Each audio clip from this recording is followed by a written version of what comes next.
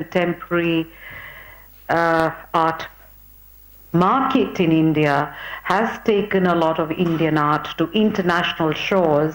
and perhaps he's been responsible for making contemporary Indian art very, very visible.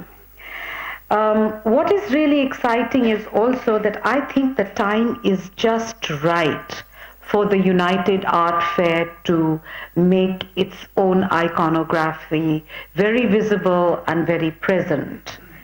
I think with my team, and perhaps I could say that in some ways we are veterans. We are very old people in what you call contemporary art, because Peter's defined it as what has happened in the last 10 years.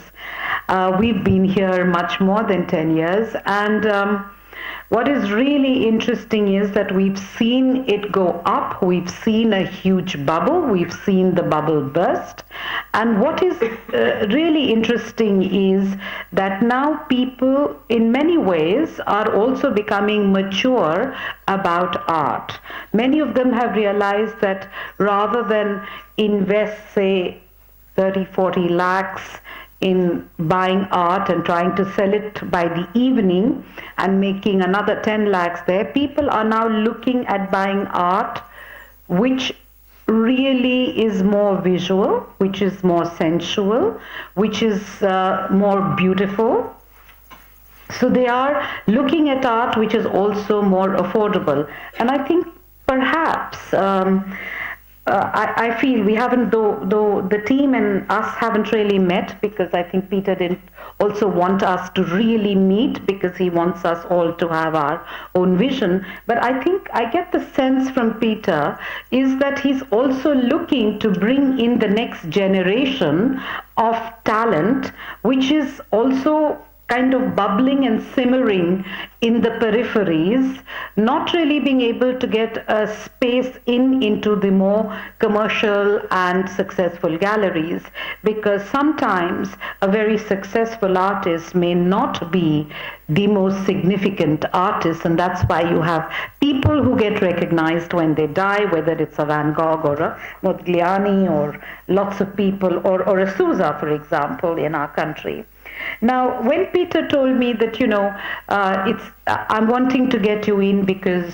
you bring in the other voice of contemporary Indian art, and here I'm talking of a otherness which was very much mainstream in what was classical. And what Peter's trying to also say is that bring in this whole multidisciplinary thing. I think of it as a timelessness of Indian art, because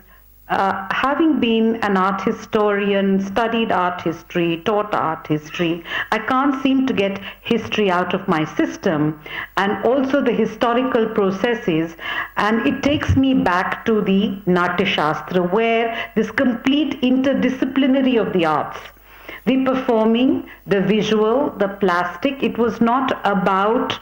specific materials, and that is exactly what this United Art Fair is going to do, juxtapose different materials and bring in this kind of interdisciplinary aspect of artistic production with huge underpinnings of Indian aesthetics and philosophy. On my end, I'm trying to actually